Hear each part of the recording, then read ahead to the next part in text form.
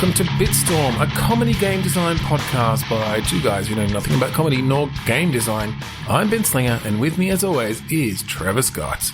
Hello, Benjamin Slinger. Hello, Trevor Scott. Yes. We are going to... That is my full name. Thank you for using it. I know that you appreciate sometimes, be a bit formal about it. I think we're going to do our Game of the Year. Yeah, it's been a year it's a bit since of a we've thing. done the Game of the Year. Yeah, so it's about that time. And now this isn't the typical Game of the Year, like the Game Awards or anything like that. No, you're not going to see any Astrobot or Black Myth Wukong or whatever here. No. This is all the stuff that we've been playing all this year on the Dark Steam. So these are like the Dark Steam Awards. Mm-hmm. The Dark Steam Awards. But ours, like we're the ones who adjudicate this. So yeah. Just in a bit of a difference, like for those who haven't heard one of our Game of the Years before, we don't play normal games. We like to get on the dark web and download some cool games that, the creators That's it, the underworld put out of for game. free. And and there's some really cool stuff in there. Yeah, we're going to talk about our favorite stuff tonight. We may have each played some of these games, and so both be able to talk about them. In some cases, maybe just one of us played them, and we'll see how it goes. I don't know what's on your list. You don't know what's on mine. No particular order, but we're going to talk about our favorite games for the year. And Ben, do you want to go first? Sure. So one of the ones that was high up on my list, Glitch and Extinction. Ooh. Yes. Which was really this. It was an interesting kind of what do you call it? Like a base builder sort of thing, but with the evolution stuff. Yeah, Sorry, losing my words. But I love the way that it was all sort of set inside the computer, right? Like it was. It felt very Tron. Yeah, it felt sort of Tronish, and instead of the mutations, they had glitches, right? Yeah. Like that was the whole thing. Is you had these glitches that any of your sort of little citizens or workers could gain and would be passed on in different ways. Yeah, which is really cool. Yeah, I did play this game. It was kind of fun. Not typically my favorite thing, but yeah, the evolution mechanics were kind of cool, and the fact that you could take some of the things to extinction, like if you really didn't like some of the mutations that were coming through, you could cut that line. You could essentially neuter those beings. They're all in the computer. They're not sentient. As far as you know. As far as we know. I mean, there was a storyline that kind of, implied at some rising sentience there. And particularly in regards to the sort of the overbeing that you were having that much control over who survives and who doesn't. I did like the little Easter eggs, like there was that one cutscene where you saw your character and it was just the master control program from Tron in that brief cutscene. It was a little bit of a rip-off, but I guess an Easter egg. It was an Easter egg. You only saw it one time. Yeah. I did like the fact that when one of the beings was glitched in my game, all you saw was magenta on their character, and it's like right, yes, yeah. When their like visual display texture stuff essentially got affected by their glitch. Yeah, there was a lot of cool sort of game dev meta stuff in there. Yeah, like that. Sometimes instead of making the sounds they'd usually make, you just sort of got loud static that came out because the glitch had affected their sound system and different things like that. Or again, loving some of the Easter eggs. There was some sound effects that you could tell were literally just done by the dev's mouth, and they're just like ribbit. Yeah, well, I mean, a lot of the times these Dark Steam games, they don't have the budget, they don't have the teams that the big AAA games have. So you do get a bit of that sort of thing. But in this case, yeah, definitely sort of fit in with the vibe, which was cool. And we haven't sort of talked about the overarching goal which essentially was to sort of take over the computer that you were a part of. And you sort of realize fairly early on that you're essentially a virus that's like spreading through the computer and then the network. Yeah. But it's, it's done as this civilization, essentially. You're building up your different buildings and growing your population to do so. Yeah, it was really kind of cool. Yeah. Really enjoyed that one. Yeah, it was great. Yeah. So I'll go with my first one. Let's just go with Dirty Paintball. Oh, yeah. So I wanted to play this because I thought, get some, see some sexy ladies playing paintball. I assume it was that was my first thought too. But it was just people got dirty, and it was just like mud and paint and it was all about like how you took care of your clothes after the game as well, because you only have one set of clothes for paintball. So if you didn't take very good care of your clothes, and you didn't wash it properly and all that sort of stuff, and they started falling apart, you had to use your funds on buying new clothes or any of that sort of stuff, and then you couldn't afford your next paintball game, and therefore you had to give that a miss. And I kind of like this. I found it was a really interesting mix. It was almost sort of a cozy game in part because it had all the laundry stuff, and you physically go through the act of like, if you can afford better fabric softener and better detergent and that sort of thing, and a washing machine, and the actual washing machine. Because at the start you were just on the racks, just rubbing it up and down, hand washing and stuff. And so the focus on the uniform was and the clothes was really cool with that. But then it goes into like hardcore paintball during the actual paintball matches. So it's trash talking and like I found that a cool juxtaposition. Yeah, and just the idea of having like a super serious paintball game where people got annoyed if you hit them in the head. They got really annoyed because they couldn't see then. It was very much paint splattered all over their goggles.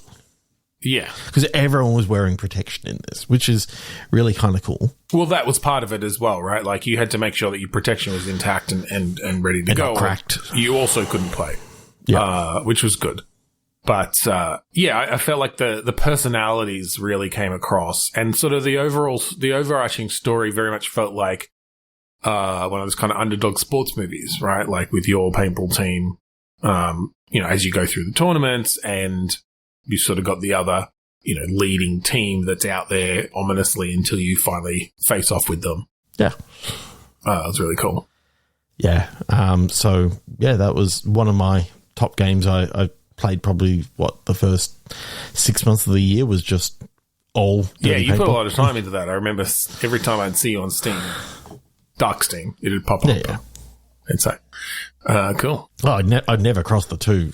That's like crossing the streams in Ghostbusters. That could blow up the whole universe. It's like matter and antimatter. You can't do that. You can't mix Dark Steam games with Steam games. Like, no. I mean, that's ever since the days of Nabe Gewell when he started Dark Steam. Exactly. And with the Dark Steam deck now available in Australia as of Anti-Packs, which was if you haven't been in Anti-Packs, it's in Perth, unfortunately. But all right, the next game I wanted to talk about was History of the Jetpack Warrior. Oh, this was this cool kind of, I guess sort of alternate history action adventure sort of thing, where it was sort of set in like the medieval past with knights and catapults and those sorts of war games. But you had like this steampunk jetpack, like you were a character that had built this steampunk jetpack. I originally thought this was just a rip-off of Halloween Harry, which is why I didn't check it out first of all. But then you said it's nothing to do with that. No. This guy doesn't have a flamethrower. No, he has a sword. Like it's a lot of cool movement attack, using that jetpack to fire yourself forward and just thrust through, like the skewer like 5 guys in a row. It was very visceral and but cartoonish in that sense. Like it was over the top. It was almost a bit like Devil May Cry or something, where it's pulling off these cool moves and combos and combos with the movement based stuff.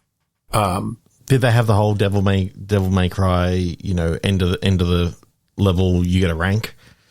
Yeah. You could S rank it and all that sort of stuff. Yeah. They didn't use the sort of CBAS rank that a lot of them do. I feel like that's a very sort of Japanese inspired way to do it. But they had ranks with like Squire, Knight, all the way up to kind of Kingly. Which was kind of cool. Yeah, I should really have checked this out. You should go back and give it a go. Yeah, if you get through a level, essentially never breaking your combo, you're using your jetpack to fire up in the air to dodge some moves, come back down with a friggin' sword through the skull of the boss and king rank it, then that is a good feeling. Yeah. Can you use the jetpack as a weapon though? Can you burn someone's face off? Oh yeah. That's great. It's sort of proximity based in that sense, and in fact, you've got some moves where you essentially very smoothly pull it off your back, swing it around as it's using it to propel yourself forward, to propel itself in a spinning motion, like it's creating the rotation force. Just setting them all on fire in a circle around you. And then, again, very smoothly just whoop, straight back onto your back and clicked in. So it's really cool. And the design is great. It looks like armor, it looks like someone's built the casing on the outside by, hammering and bending metal into place the same way you build a suit of armor. So it's really quite cool. Good sound, good graphics. Was it 2D, 3D? I mean, it was 3D. It was kind of an over-the-shoulder, third person view. Again, in a Devil May Cry kind of way. Devil May Cry Fortnite sort of way. Yep. Yeah, exactly. But so you got the really great animation of all these moves and stuff. You really felt the sort of athleticism and power of this jetpack that it gave you from an emotion sense. So it was really cool. Yeah. Cool. So I want to talk about Shrunken Bongo in the Outback. Yeah, okay. That was a good fun. That was good fun. Co-op game that you and I played through. Yeah, it's good. Having this, Shrunken Bongo in the Outback. That's basically the MacGuffin that you and your partner are going for. But because it's so small, it's very, very open and really hard to actually find. But again, like you said, it was basically the MacGuffin. It was a reason for you to be there. It didn't really matter what it was. But I did a lot of those sort of archaeological games. I mean, you and I have both been playing the new Indiana Jones as well. We do sometimes play the games. But those sorts of games are often set. The jungles of Peru or whatever, or Egypt. It was cool to see that sort of game set in the Aussie Outback. Yeah, and had a very different vibe, And not just the one type of Outback. There was some set in suburbia. There was some set in, as you were looking for this MacGuffin, you went through all different versions of the Outback, whether that be far north Queensland or whether that be desert, whether that be, some dude's backyard. It was just, it was good fun. There was that, the level in Darren's backyard was especially, especially fun. But the co-op stuff was cool. I liked that it was sort of a mix between, some traditional kind of, adventure puzzle platforming, just timing things, opening doors, that sort of thing, with some more the dialogue-y sort of investigation stuff to kind of get your leads for where you're going. Yeah. Was really cool in the way that worked. And it was really fun with 2 players. If you remember Daz's backyard when we went into the shed, and like I held the bed up for you so you could get under and get into this really full shed, because obviously Dazza needed us to clean out some stuff, so that we could get the next thing and that's right. On. He wasn't going to tell us where the secret of Cuba Petey was, which was going to be our next clue to finding this shrunken bongo. Yeah, and we should have actually said this. Daz's backyard was in Adelaide, so there was a big warning to not drink the water, because of course anyone who's in Australia knows Adelaide water is sucky. Like, it's just not great. it's not like Melbourne water. No, Melbourne water's best in the world. Yeah, so you after you finish there, he gives you the secret to Cuba Petey, which happens to be an opal, of course.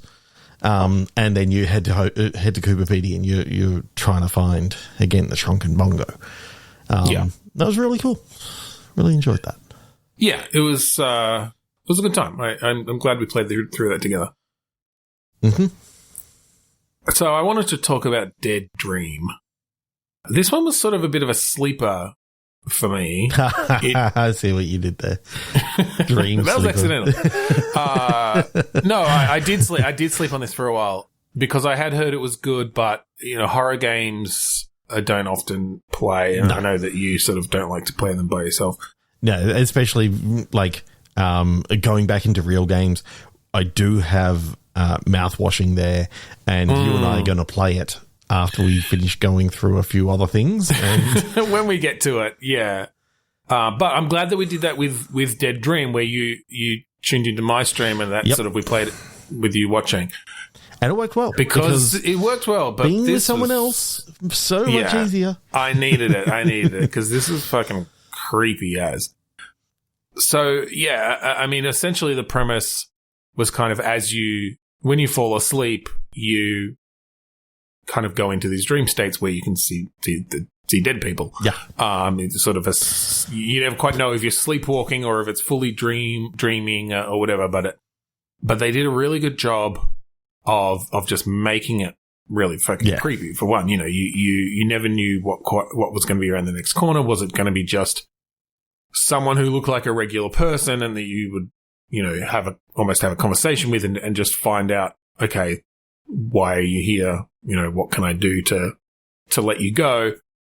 Or if it was going to be a friggin' misshapen creature that jump scares you out of the, out of the sink in that one situation. Scared the shit out of me. where you pretty much almost needed a new keyboard because you threw that thing up into the air. It scared the crap. Half my keycaps came off of my bloody nice keyboard. One thing I really liked is the fact that it was kind of slow burning. Like, you didn't know, as you said, you didn't know when you were dreaming and when you were awake. So you were sort of like, you at least knew that, okay, if this is a dream, you're not going to get hurt if they attack you. Yep. But if it's not in the dream, because the things did get a little bit sort of melded, unclear, in the fact that ambiguous. Yeah, it's basically there was a time where you're like, you went through the first part of the level and you didn't get hurt, so you still didn't know leading into that second room. I definitely assumed at that point is this a dream? Is this real life? And you're like, it's just a dream. And you walk right into that spike pit. And it took all but like that sliver of your life, and you were just packing it. What I really did like about that, and it's good that you brought that up, was there was really that psychological aspect of it that they started bringing into it. Initially you're like, the first few times that you dream and see these dead people, it's scary, right? You almost start getting used to that routine or that idea of, yes, they're going to be scary sometimes, but it's all in a dream. Like nothing can actually hurt me in here. And then all of a sudden, And it was all of a sudden when you finally realize when something happens and you do get hurt and it's outside, like that the dreams are starting to leak into your reality. Yeah. But yeah, up until that point, it had been much more clear. It's like, okay, I'm in an awake sequence, I'm in a dream sequence. But yeah, when they started blending that. I know that when we were first talking about it, we were very much like, this is just like fear in the fact that these ghost things never can hurt you. So it's sort of like you were only worried about, things that weren't of that nature sort of stuff. Like you're worried about, Mr. Henderson with the broken bottle. But you weren't too worried about, Mr. Smiley, who was always just in the corner. Well, you kind of, it's like a huntsman in your room. If you just sort of accept they're there and they're not going to hurt you, you can kind of get used to anything. Yeah. But yeah, they did that really masterfully, I feel like, where they just made you start questioning it then. By the time you got used to it. You were so used to it that, when you're dealing with Mr. Henderson and his broken bottle and Mr. Smiley's just sitting there looking at you in the corner, you kind of forgot that, he's actually a bad dude. Mr. Smiley. He's until killed he a lot came of people, but until he came up. Yeah, and then he comes up and spoiler, eviscerates Mr. Henderson from behind, and that's when you know for sure, oh shit, like these dreams. These dead people in the dreams can start affecting reality. Yeah. But yeah, it was really cool. It's kind of weird that they allowed that whole scene of Mr. Henderson being puppeted around like the Weekend at Bernie's. After that, guts hanging out. But Mr. Smiley's huge rictus grin showing on Mr. Henderson's face, basically. Oh, what's left of his face? Yeah, we've known for a long time, like video games get away with horrid violence, especially on the dark web where there is no ratings at all. Well, that's it. Yeah. I mean, let's just say we have skipped over a lot of the shit games. Like, if we ever had like the worst games on, or Darkstein dumpster diving or something like that, God, it's just, yeah, there's racist, some pretty hate-filled, horrid, sexist. Yeah, it wouldn't be worth us doing that at all. There is a reason we mostly do the Game of the Year or the best of stuff. Yeah, I don't know why we keep on going back, but then again, sometimes you get games like Drug Induced Lawn Mowing. And, that's something that could never be released in Australia. Yeah, on the surface, that did seem like it was going to be a dumpster diving kind of game. Yeah, but then it was one of those cozy games like Power Washing Simulator and all those sort of things that I mean, again, this is actually based in Australia, based in pretty much like your Tamworths and that sort of stuff. Yeah, and Eddie is just going around everywhere mowing people's lawns and just enjoying, just a little bit of marijuana every now and again. Mowing the grass while smoking the grass. Yeah. Yeah. It was cool. And it was a nice take on, like you said, there's the Power Wash Simulator. I mean, there are the lawn mowing games out there where it's very much, you upgrade your power mower, blah, blah, blah. This didn't really bother with that. Like, there wasn't much difference in your mowers and different things. There was difference in the types of marijuana that you could, like the strains of marijuana that you could smoke. And that mostly just had kind of various effects on the shaders and stuff. Like, you got different, some would make you really like hyper focused. And so you got sort of not a fisheye, the opposite of a fisheye almost. Less motion blur, like it was just really sharp. And you got the sort of vignette look, a little bit. But then some others sort of were a bit more psychedelic, and it was cool. It was kind of cool. I did like what they did with some of them actually affected audio and that sort of stuff, and they had a killer soundtrack. And you could also put in your own, Again, dark web means no worrying about licensing. It means no worries for the rest of your days. That was one of the songs that was literally in like the pack that you downloaded. And of course, Eddie played all his songs off his Zune. Like, because this is set in like, sort of like the late 90s. my favorite level had to be like the mansion. Just riding around on the lawnmower, you know. I mean, you just have those vast lawns laid out in front of you. Yeah. And you know that you're in for a chill time. You're not going to have to be going around a ton of annoying tree roots. No, it's like, straight, and you turn around, and you go straight again. Yeah, it sounds boring, but it's one of those things where it's just like the vibe. It was all about the vibe with this game. It's all about the vibe. And just, I mean, I'm surprised I did a lot of work this year, because this is one of those games that I just chuck on, you know, partway through a meeting or something like that, and I was like, oh, you know, just not really getting much out of this meeting. Let's jump in and do a lawn. Yeah. See what happens. Yeah. And before I know it, it's like 3 hours later, and I've, you know, been rocking out to AC/DC all the way through. Like, yeah. I don't even think I finished that lawn. I was just rocking out to the music and just, you know, smoking some kush. Not for real. Yeah. In the game. Yeah. You only smoke crack in real life. I did want to say, though, you know, while you did, you know, you could set it up so that you had a really chill time in a level like that. It wasn't always, like, it wasn't that you couldn't just set it on autopilot or be on autopilot. No. I like they had that little kind of homage in there where you could drive the desert bus mower. Yeah. That always sort of veered to the left. So you had to, if you wanted to get your straight lines, you actually really had to concentrate and be on it at all times. And, you know, some of the what I found cool were some of the themed levels too. Mm-hmm. So you had like the fantasy level where the thorns and stuff would come out and try to grab the mower if you didn't. If you were going too slow or like took too long to get around the edges and that sort of thing. That might have also been I don't know if that was because it was set in Australia and we do have a lot of like blackberries. That's the thing, which is what people who actually mow lawns have to deal with. So it might have sort of had something to do with that, but, yeah, it's kind of cool. That was cool. Let's do two more. Let's do one each. Okay. Yeah.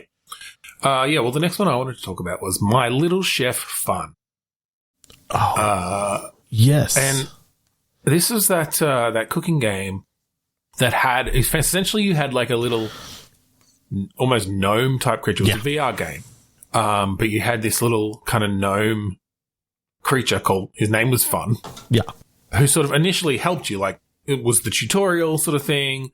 You're working, you know, in the back of this sort of fancy restaurant. It's the setup is kind of like you've almost stumbled your way into this job, even though, you know, you kind of lied on your resume. You don't actually know how to cook. And so these orders would come in and it was almost like a little angel on your shoulder sort of thing, but it's this gnome Fun. Yeah. And he'd hand you some of the ingredients and just give you a little bit of advice, but he couldn't speak. Show you the lay of the land. He couldn't speak. All he could do was sort of gesture. Yeah. Very expressive, like great animation. And initially, very helpful. Obviously, it teaches you how to play and you sort of start getting up to speed. And it's not a super complicated cooking game. It's just, you know, do the right things in the right order and you've generally got the instructions there. Until, and again, he can't speak, but you can sort of, you see that he starts getting jealous of you, essentially. Like he starts realizing, oh, you're outstripping him and starts sabotaging you. And then it becomes a game of, oh, now you're trying to cook and do the things while keeping Fun away from you, essentially, and stopping him from, like, pouring tons of salt into the food or, you know, burning, you know, putting a ton of oil in there so that it just catches alight. And it's one of these things of he will always teach you the recipe correct. Yeah. The first few times. After that, try to remember it because he's going to try and fuck you over. That's it. It's like you can always ask him. Was it 3 teaspoons of salt? Yeah. Was it 15? Like, remember that number. And the thing is, it was random every time. You know, that's so it. They set up these recipes, for the run essentially, and you had to remember. Yeah. Of that lamb's tail, do you need to put in there? 2 shakes of lamb's tail, done. Yeah. And being in VR just meant like you you started to get super paranoid. Like, if you couldn't see him at any point and you're cooking, you're like frying up the mushrooms or whatever, while your broth is boiling away. Yeah. It's like, if you're not watching over there, like, he could be fucking with that. And, you either have to put the mushrooms down and then maybe they'll burn, or you have to throw something at him, and if you're a good enough hit, you can prevent him from doing whatever he's doing. But yeah, I love that little twist on it, and just, as I said, the animation and sort of personality was so cool. Yeah. I mean, it did get a little bit nuts towards the end when, for some reason, and I didn't quite get this, why you got this huge fancy restaurant, yet you and Fun are the only people, the only chefs. Yeah. Yes. But they've got like 15 waiters. So you're having to cook everything really, really quickly. And the waiters are just lined up telling you what's next. What the order is. And because I think that's just video game logic, I think, to balance, But yeah, it is a little bit questionable. Yeah. So I suppose I should go into my last one. This was, I know that we weren't supposed to be ranking, but I left this one till last because, it's just so much fun. Yeah. We love Pachinko College. Yeah, okay. Yeah, I should have known that would be favorite. Yep. I love all the We Love series, and Pachinko College is just, they've been promising it for years, and the fact that it's here now, everyone loves Pachinko. You throw the ball in down the bottom, and it ends up wherever it ends up, and that's so much fun. And but the fact that that's the only way that you passed your classes or not.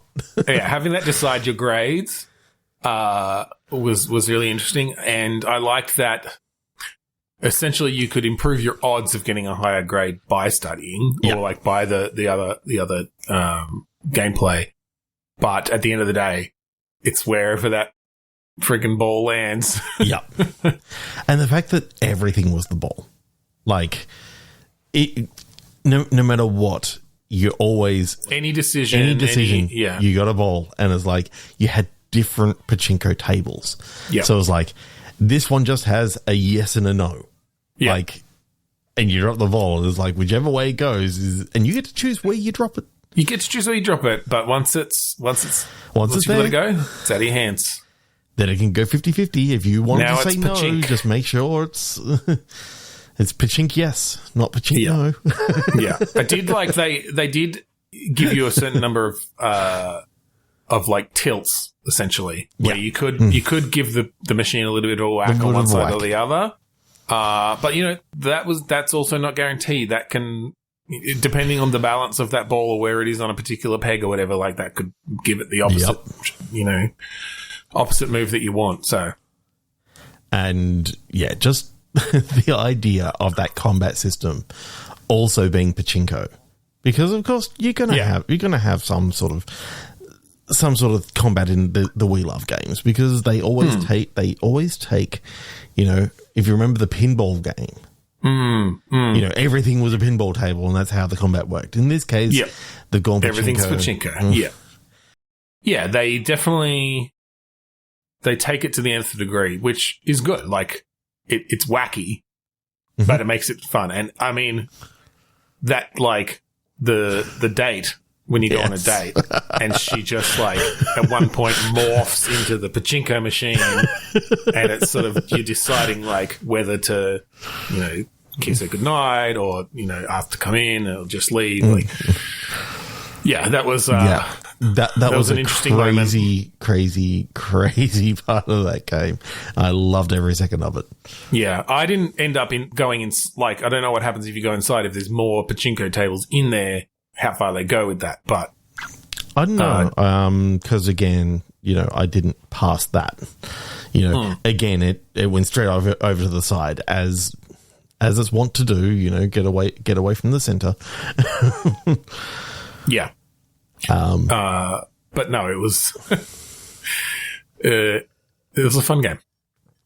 It was good fun. Okay, so I think that's the end of our Game of the Year 2024 spectacular. Yeah, the Dark Steam games of 2024. So, look, check them out. Be safe. Yes. Get yourself a Onion browser. Yeah. Put it on your digital prophylactic. Yep. But check them out. Check these games out. They're underlooked a lot of the time. And, we'd love to hear what you thought of some of these games. Yeah. So if you would like to find our previous episodes or leave a review on this episode and let us know what you thought, go to podchaser.com/bitstorm. For those who like the song at the start and end of each episode, we've got a special offer just for 2024 through to the end of, like, the first month of 2025. Maybe we can extend it, but you can get the song Mount Defiance off of the album Containment Failure by the band Kuradust for free, along with the rest of the album on kuradust.bandcamp.com. It's a going out of business sale. Yeah. While Epic Games, who own Bandcamp. Yeah. While stocks last. Yeah, while stocks last. So thank you again for joining us this week on Bitstorm. I'm Ben Slinger. I'm Trevor Scott. And I'm Mr. Smiley.